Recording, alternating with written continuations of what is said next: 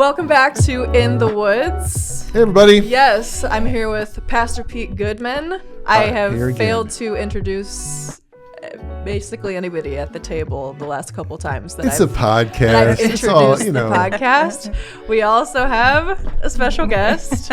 Tracy Parker is here with us. We're so excited to get to know Tracy. Are you? Tracy might need to be a little closer to that mic, though. She's a soft talker. Yeah, pull that mic in, Tracy. Okay.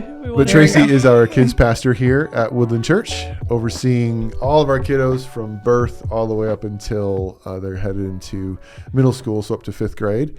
And been with us for a couple years. So we've already spent time with Kurt Parker, your husband. And so we heard a little bit of here and there. He'd throw some things out.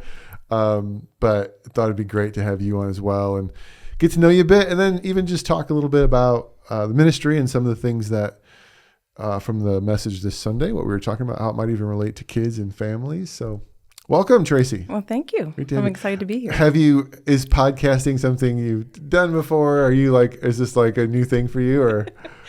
Tracy was so brand excited to be here today. so afraid of saying something really odd, or a thought doesn't carry through. It's just thoughts just out there. The good thing is anything you say wrong, we can always edit and cut out. Good. So if you start talking and then also it's like, wow, that was weird. It's because we cut it out. Tracy got weird. So I just lost my train of thought. Whatever. But we actually like it keeping a little more weird. So it's a place for it. It's the beauty of podcasting. Yeah. So let's start here. We heard from Kurt, his side of some of your guys' life and things, but even just I think if I remember from what he said, but also just knowing you guys started dating pretty young, right? Yeah, we did. So did you grow up in a Christian home? I did. One of the beautiful things about my story is that my dad was not a believer when they got married. Okay. And so my mom grew up in the Nazarene church. She was a believer. And so they got married quite young. She was 17. He was 19. It's just the Midwest, right? I know, those times. And my dad came to know Christ very early. Okay. So just before I was born. And that really set our family on a different trajectory. He got to be that transitional person in his family to break some very serious lack of spirituality in their home. There was a lot of dysfunction, and he just grew up in a really hard situation. Did any of his other family members ever come around to it, or is just him the whole time, forever? Yes. I don't know the depth. Okay. I know that there's a level there of it, cool. But not what I saw in my dad as we were growing up. But he just made some really hard decisions as a new parent to not repeat patterns. And he did it in a really loving way. I didn't really know all of the dysfunction. I just know when I would go to family gatherings that they were very different and that we did things differently than them. And my parents worked really hard to make a different home for us. Siblings? I have one brother. One brother, okay. Yep, 2 years younger. Okay. Yep. So the two of you, so right from the time you're born, your parents are already trying to seek the Lord. So you're kind of raised in church. And get this right. When exactly did you meet Kurt? How old were you? Going into junior high. Going into middle school. I have a 6th grader right now. I mean, that is terrifying. Yeah. Did you know? I liked him pretty much from the start. Did. Yeah. Wow. And when did you guys actually start dating? Well, between other people, Sure. just it was a lot of crushes and things like that in between before he, got rid of all the other ones. Then he came to me.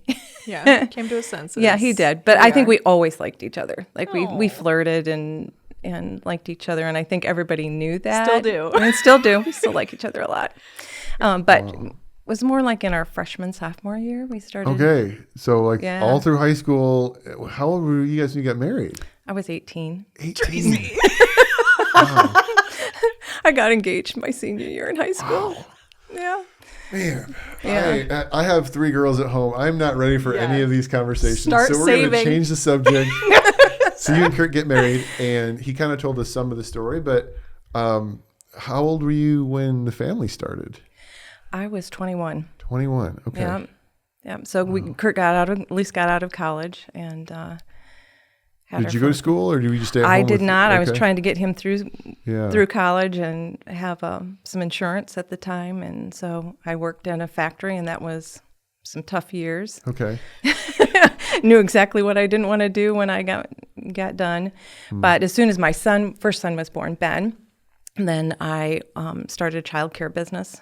Oh, okay. And did that for about 13, 15 years. Oh, wow. And went through a lot of children, took care of a lot of children. It allowed me to be home with my boys, have an extra income, invest in a lot of other kids, and had a wonderful daycare. Loved it. Absolutely loved it. So Kurt shared with us on the last podcast that after kind of a whole career, there was this door open for ministry for both of you. This is the part that was interesting because he said the church had asked both of you to come and be kids pastors, which, obviously Kurt didn't stay there, but you did. So what did that look like for you? Did you want to get into kids ministry as a profession? Was this something, were you ready for it? Like, what was that change or that season of life like for you? So we were at Central and Holland at the time, and I was approached whether I would take a position. And I don't think it was a full-time position. And I couldn't I'm making too much of an income with my daycare. I'm trying to figure that out. It would be changing career and not being home with my kids. And I'm like, I don't think this is the right timing for that. And so I really didn't let that resonate because I was like, I just can't see that being an option for us at this point. So, but God was speaking in my ear at that time going, I've got something for you. And then when we moved to North Carolina and Kurt had the job fall through and big changes, and we went into ministry, or he started into ministry. I remember us traveling on the way up to visit New York, and he goes, I see you doing this job instead of me. And I was like, I bawled. I was like, I am not equipped for this. I do not, He's like, you are. You've done, you've worked with children all of your life. He says, you're equipped for this. And I'm like, I didn't see it. I'm like, I think more out of fear. I was like, I don't know if I know enough about how to run a ministry. And so when he started and did that position for 2 years, I assisted him. And then when he started to transition out. So he was the kids pastor and you were sort of helping him. Yep. And then he moved in more towards admin, exec leadership. Yep. And you just stepped in and took it over. Yep. Okay. So what was that like? It was really nice from the standpoint that he put all the structures into place. So I was able to kind of go, okay, now I want to fine tune all the programming. And that's where my heartbeat is, to make really awesome programs and environments and stuff like that. Cool.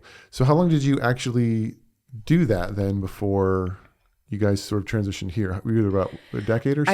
I did about 15 years. Okay. And then I stepped out for a short period of time to take care of some grandchildren. And Kurt was still at the church, but I was taking care of some grandchildren for a few years. And then Kurt takes the position here at Woodland. Yeah. And I think I got this story right. The intention, you weren't planning on necessarily having anything to do with that. No. But there was an opening here, so you were asked to consider taking the job here. How long at that point had you been out of the ministry as a job? About 6 years. Okay, 6 years. Yeah.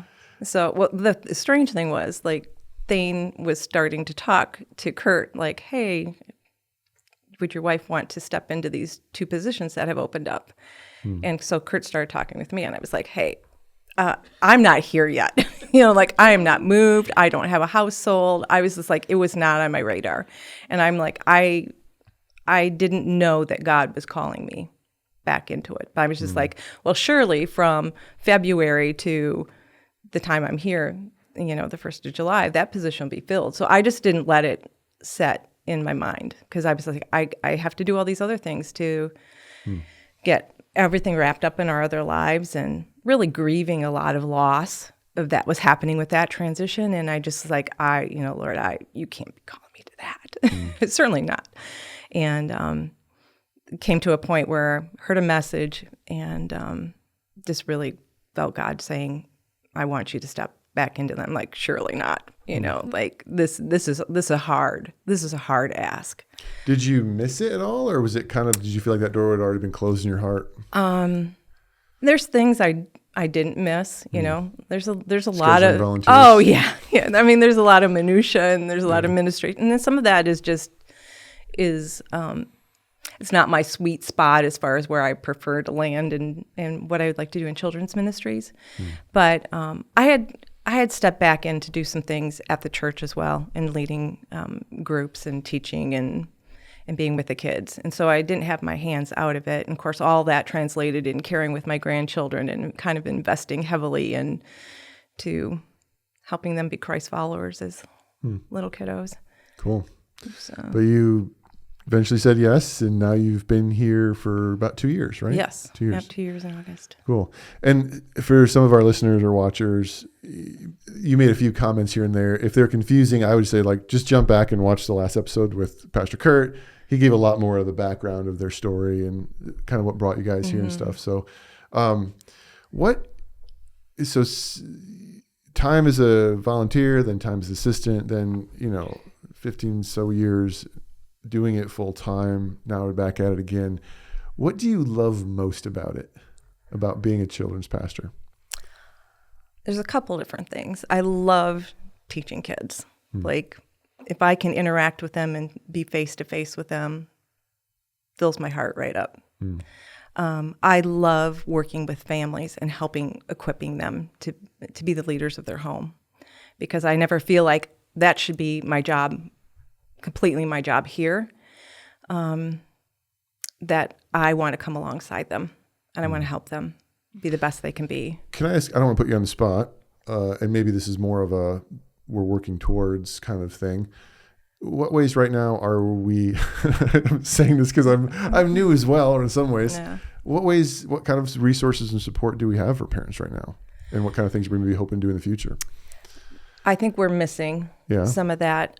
For me, it's just been a time thing, just trying to get the ministry areas healthy, environments cleaned up, and all of that. So there's been a lot of effort into that. But I love that we have the potential to do that. I'm starting to see the hunger from parents, like, I need some skills. So we have a lot to offer. And one of the things I've done in the past is our curriculum offers this really awesome program called A Phase.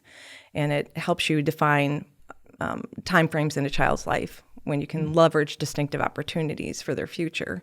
And so it helps you know exactly where they are developmentally so that you can speak into them spiritually. And so when you start to do that, you can also translate that to parents and say, this is exactly where your child is developmentally and spiritually. Understanding their season of life specifically. Yeah. Yep. Okay. Yep. Cool. And so, I mean, I've been kind of dying to do that program. So, cool. Yeah. Well, yeah, I think we're getting there. I think we have an opportunity to get you some help, even with staffing, to give you more space and freedom to start to do some of those things for people. So you've been a kids pastor, but you still are. You're still a mom.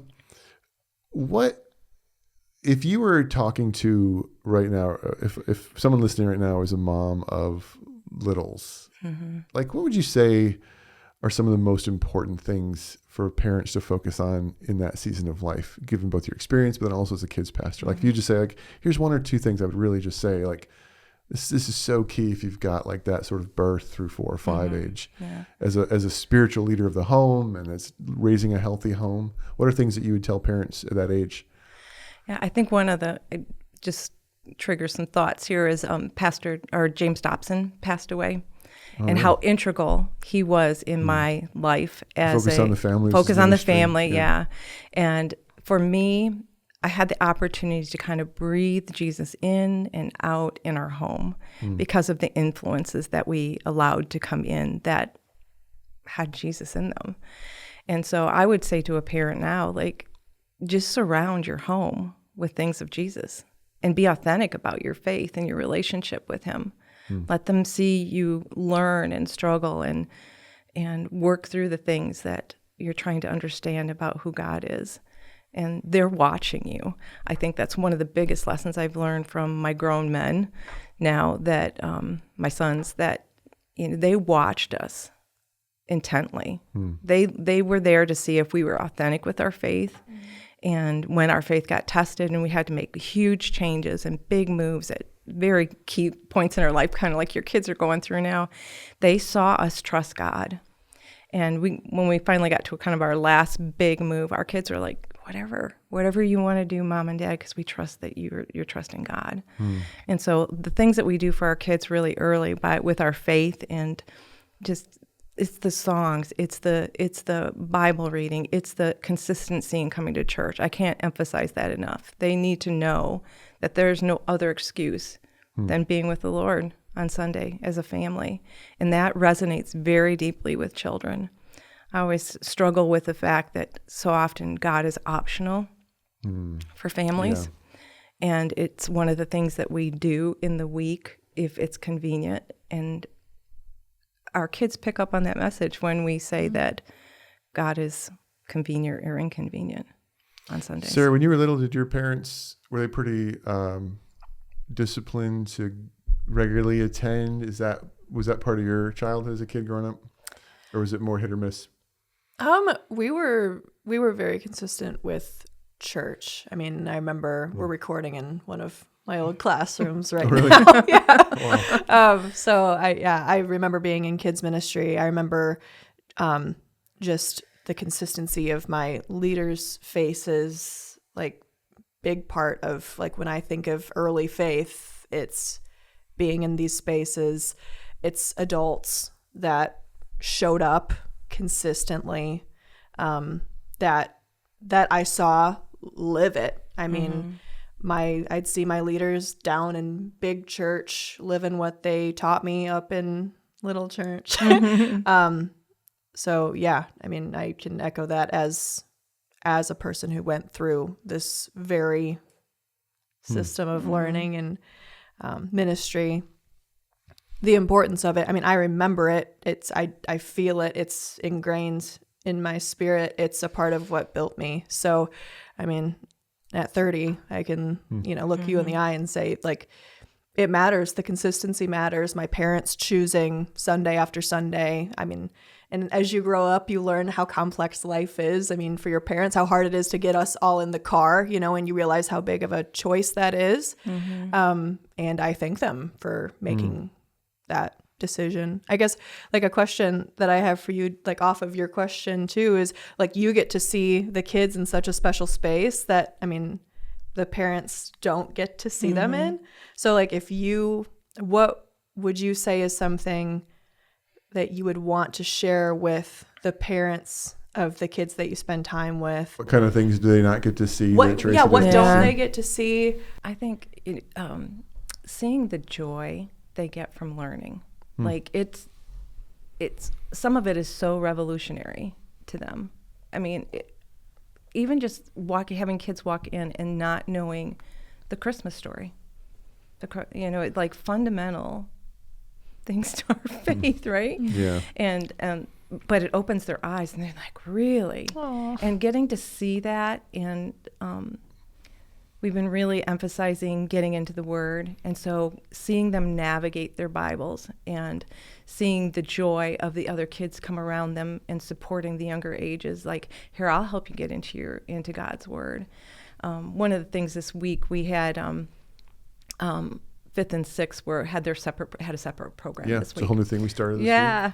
So I was really kind of nervous, like, what they were telling me they wanted, did they really want that, and would they participate? And I really challenged a group of them, like, hey, if you're asking for this, then I need to see you participating on Sunday morning, like you wanted. Can you tell me? Oh, just some certain worship songs. Okay. And I just was like, okay, we'll do the program the way you want to do it, but then I need you to be interacting.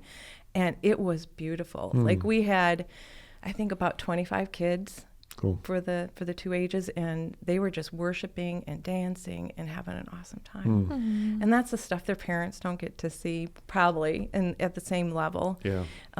So it just brought me so much joy to know that what we did for them worked this Sunday, and that they just participated at such a high level and wanted to be there. That's cool. I mean, it always brings me joy just to see the kids want to come to ministry, and they're happy when they walk in. And I think, too, one of the things I've really tried to stress this year is I wanted them to know that they were deeply loved, not just in their homes, not even just by God, but for me, that I love them, because knowing that they're loved here helps translate that God loves them. Yeah. And so that's the stuff I get to see. It brings my tears to my eyes, because it just brings me a lot of joy. So I want to transition, but I want to transition kind of building on what you just said. So on Sunday morning, we're continuing our series, The Same Old Tricks. And this week, the idea or the lie that we were addressing was this thing that tells us to follow our hearts. Mm-hmm. And I kind of made just kind of a big joke out of, being a dumb frat boy and doing dumb stuff, following my heart.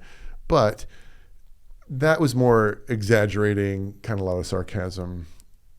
As a parent, it's so crazy how hard it is, because I can say don't follow your heart, but my kids have my heart. Mm-hmm. And so I so want them to be happy. And so it's easy as a pastor to get up and yell at people for putting sports ahead of church, come on. But then my son starts playing sports. And I'm like, oh, I want my son to, the challenge of letting the word of God or the truth of God dictate my decisions as a parent versus what I'm feeling in the moment. Mm-hmm. And this week I had a really hard moment with one of my kids. It was just kind of struggling a little bit. We've moved and everything. And everything inside of me wanted to take drastic measures and fix it, I'm like, we're going to do something about this, And then it's like, wait, am I following my heart right now? Or is this actually God's wisdom for this, what I want to do right now? I guess maybe I know it's a very open-ended kind of question, but both as a parent yourself and as a kid's pastor, what are areas that maybe you would say, hey, when it comes to the danger of following your heart, maybe these are some areas that you need to be cautious about as a parent, of how much you're letting your emotion or feeling towards your kid dictate decisions that maybe not actually wise long term. Right. If you kind of, you understand? Yep. Yeah. So I think, kids wanting something and it fills them up it was really hard as a parent to not cave to that. I'm going to give it to them. You do. Probably worse than a grandparent, right? I think for us as parents, though, we get short-sighted. We think in the here and the now instead of the long term, which is eternity. Yeah. And my goal at least with my boys, has always been what I do and how I invest in you now is not just for you. It's for your children and your grandchildren.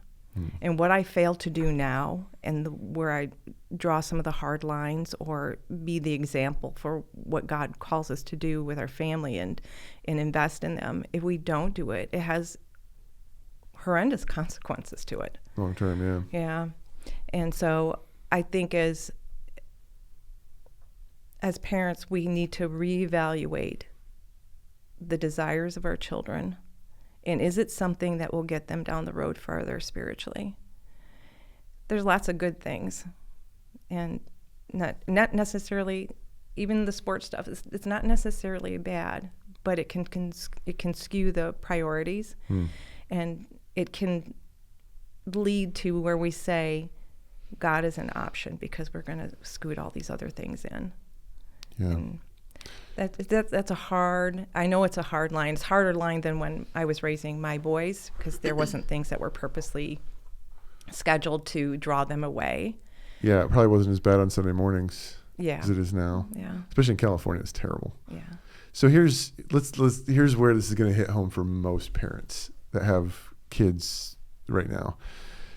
One of the strongest desires on every kid's heart is to have a smartphone and get on social media. And as a parent, it's like you have this tension where you're like, well, everything around me is telling me that's probably not good for them, but they want it so bad.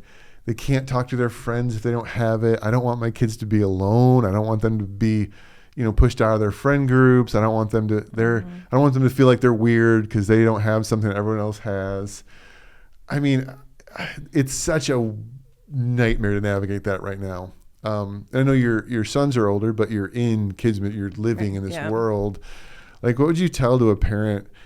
And just to be clear, I think what you would tell a parent of a junior in high school is different than what you might tell a parent of like a fourth grader. So if you had a parent come to you and say, hey, my third grader wants a smartphone and get on Instagram, like, how are you responding to that? and other than just being like, no, like, but literally, like, how would you talk a parent through who's struggling with how old a kid should be before they can have access to that stuff?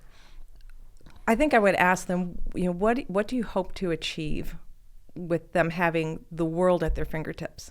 Like, do we really want a third grader to have the world at their fingertips? I'm watching my grandchildren navigate this, a couple of them anyways. And so parents have like struggled, like we want them to be able to communicate, but do we want them to have the world at their fingertips? All the communication, Yeah. And they've really drawn some hard lines. So I've been kind of watching them as far as that goes. And they've just said, we're only going to do a phone that can text, can't get pictures. But they can flip phones. It is kind of an ancient flip phone, but they can make phone calls and they can text. Let's real quick. You said it very matter of fact, but literally like spell it out. Why don't we want them to have the world at their fingertips? I think Satan wants to deceive us to think that we can control the world. That we can put parameters on it, and he's got control of all that negative stuff that's out there. Yeah. And when we open the door for that, we're just saying, hey Satan, give us anxiety. yeah. I think there's good reasons to have it for communication, but as far as a smartphone, I don't know why a third grader would need to have that much access when you can get information other ways, and you can filter that. Yeah. I want to protect their hearts, and I don't think we can do that well. I don't think there's enough systems in place to protect our children. So let me ask you a really hard question. If a parent is listening to this and their brain just went, okay, what is a good age? And I know there's no we're not giving black and white answers here, but like in your experience with kids and youth, like how old do you think is like, okay, I might be ready for some of this in your opinion? And again, it's opinions, right? Yeah. We're not experts on this stuff. Yeah. Ever? Never. Knowing what my own boys struggled with without the technology, just being boys. Yeah. And how that came in various different ways with pornography and alcohol and just all the things that they're having to deal with. I can't imagine having a smartphone for them. Yeah. I just can't. And watching them go into adulthood and try to navigate that, right? I would say I would just be as cautious as you can. Yeah. I think we have to draw some really super healthy boundaries for them, and not just because everybody in the world has it. That's not a good enough reason to say I'm going to protect you. I'm going to do my best to protect you. Yeah. It's not. We can put the boundaries in place, but they may still want to go find it somewhere else. Sure. But I think we're accountable for what we allow them to have access to. And that's a hard line for our kids because it's not a popular decision, but I would say, it's not a popular decision to follow the ways of Jesus. Yeah, it's a narrow road. It's interesting as a parent too, because we can put down rules and expectations, and then they're like, hey, I want to go spend the night at Jimmy's house. And you're like, wait, does Jimmy have unfettered access to the internet? Right. No, you can't go. And then their parents are like, why? He can't come to our house? And like, it's a weird thing. One improvement in the world lately, I do think that tech companies, to their credit, are giving parents way more options than we even had 5 years ago in terms of filters and things. What's interesting, and there's a great book called The Anxious Generation that dives into this. I think if your children have access to technology and you're not filtering it, this is super harsh and judgmental, you're being a bad parent.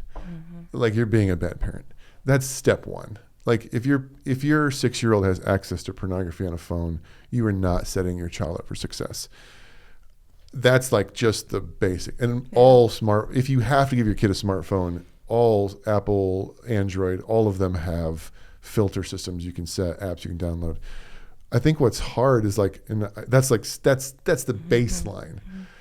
But even parents are like, oh, well, my kid has all the, they can't look at anything that's, rated whatever, it blocks all these websites. Okay, good, that's a start. But coming back to what you're saying is, there's something, and it's been stated different ways, but if you were to go back in time and live in a village in the 1500s, everything you knew about the world and what was happening in the world would be what you learned in your village, or occasionally someone would come in and tell you information. And like, for all of human history, that's how we lived. And suddenly in the last 20 years, we now live where a bomb just went off in Pakistan. Why does my 3rd grader need to know that? Like you were saying, like, you may even be blocking bad things and only being allowed in, which is good, that's a start. But you're also allowing in just anxiety of the world that they don't need. And I say that as a parent. I say it about myself. Like, there was a season, especially during COVID, where I just deleted all the news apps off my phone, and people would be like, well, wait, don't you need to be informed to be a good pastor? And I was like, I need to be emotionally healthy to be a good pastor. And if I can't handle all of this bad news and criticism and negativity, how could my 6th grader? Right. So I definitely think, I agree with you, like the whole, like, well, they have to have a phone. Okay, we'll give them a flip phone. Like, they can call and text and do what they need to do. Right. They don't need to hear that, rapists and murders are happening in Mexico. Like, things that are just giving them so much anxiety. Right. So it is a different world. But yeah, if your kid has access to a smart device and you haven't put any controls on it, I mean, just go ahead and give them knives to play with. Like, what's the difference? Like, you're not taking care of your children. Right. And that can be harsh to say. Parents are like, oh, I don't understand it. Well, listen, if you don't understand it, then don't buy it for them.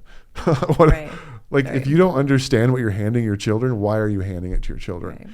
Oh, their friends want it. Okay, well, what matters? What their friends want or what's good for your kids? And so, yeah, it's tough though. It's so tough. Yeah. Well, I think it's an ongoing. All the issues that our kids are going to face or be exposed to, they're going to get it on the bus. Somebody's going to have nice little cards in their backpack. I mean, there's all different ways that it comes at them. But I think we can do a really good job as parents helping them understand the things that are going to come at them, so that they have some preparation, whether they understand it or not. Yeah. That we need to lay the groundwork of saying, these are unhealthy things, or these are bad things, or these are just plain sinful things, and this is how God views it, and this is why I'm protecting you from that. Frame it, and like, God wants us to protect you from that, and you won't understand that. Like, didn't understand all the things that my parents did to protect me, and I don't expect my grandkids or my own sons to have understood that either.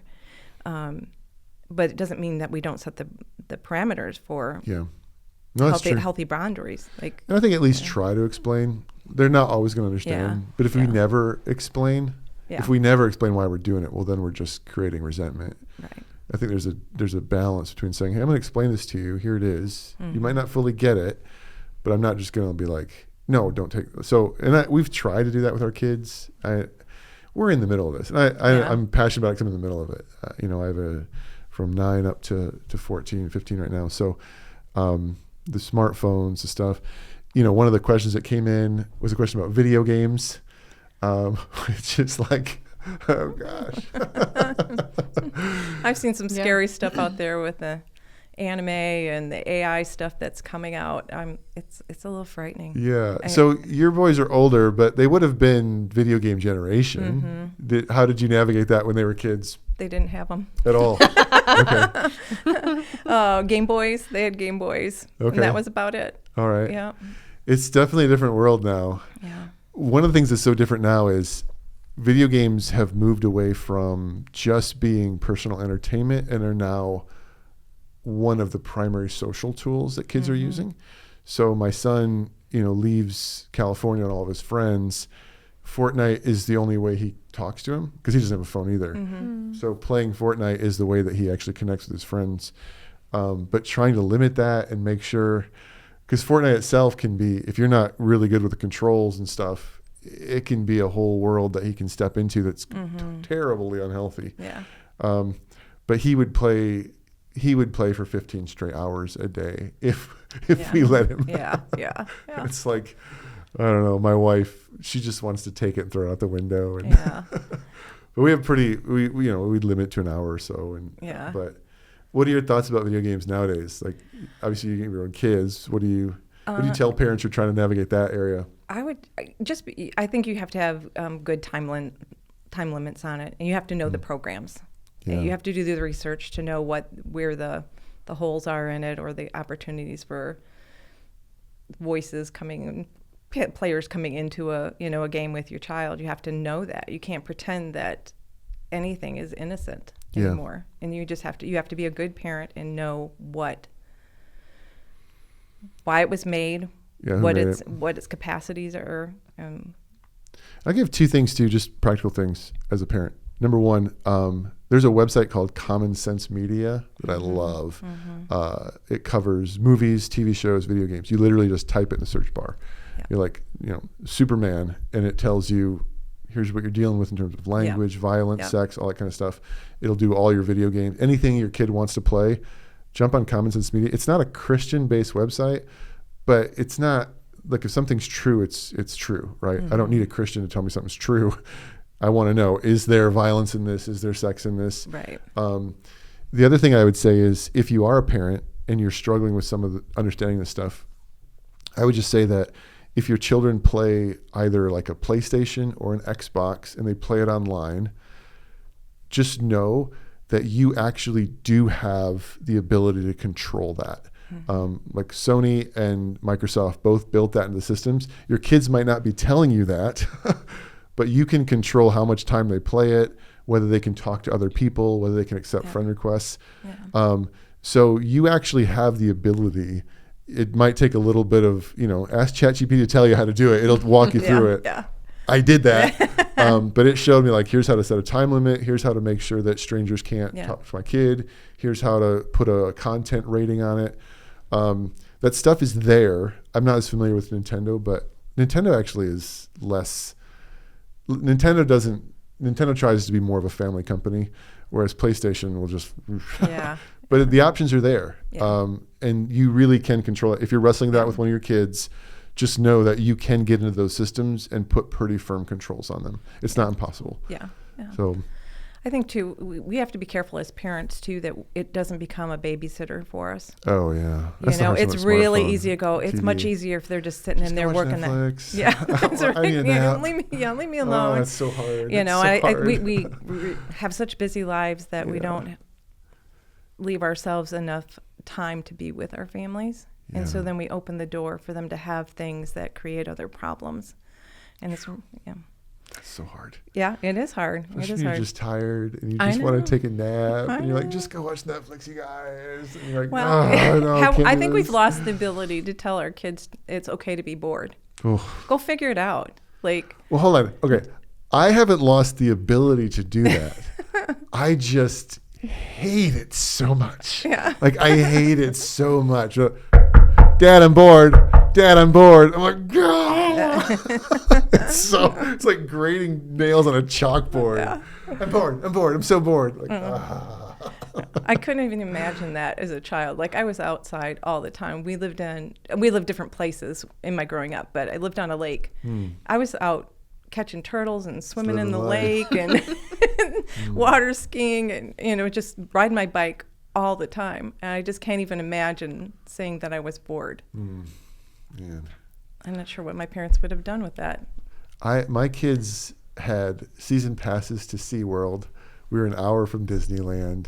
Yeah. I mean, we lived in the most beautiful city in the world, San Diego. They were just complaining about being bored all the time. I was like, wait till you move to Battle Creek, Michigan. And it's been glorious. Well, this is good, Tracy. Thanks so much for jumping on and giving us some insight and wisdom. Parenting is hard. And as a church, we want to be a place that kids are supported and loved, but also parents are supported and loved. And we're going to keep working on some of that stuff. And I don't know, I'm looking forward to seeing what God's going to do in it. Yeah. So thanks for it. As of recording this podcast, we are late August 2025 right now. We're looking for some people that might feel called to this. And we have an opportunity here at Battle Creek and some opportunities at our Marshall campus. Yeah. Maybe you're listening to it and God's put on your heart we also have an open in our youth ministry. So if the next generation is something that God's put in your heart and you're interested, let us know. We'd love to maybe see if you're someone God wants to be part of our team. I'm really looking forward to partnering with somebody who has a passion for ministry. I just know that with that right pairing, it's going to do amazing things here at Woodland. And so I'm excited about that. Yeah. Sarah, do you want to be a kids pastor? She's like, I'll stay with the podcast. Yes, if you feel called to be a kids minister here, you can go to woodlandchurch.com, scroll all the way to the bottom, and there's like a little open jobs, open positions, jobs button. Click that. You can read through all of the descriptions and see if you It's might a special be a fit. calling. It is a special calling. I fear drowning and small children. Yes, I am not the best with children. Give me those little ones. I'm happy. Yes. Yeah. God made Tracy's. All right. Well, we're going to jump on next week. It's going to be a little bit different. We're recording this next week's Labor Day, so timing will be a little different, but we're going to jump in and talk about the lie that you're in this alone and that you have to do life alone, and that's definitely a lie. And so we'll be discussing it together on the podcast next week. In both of our campuses, we'll be talking through that.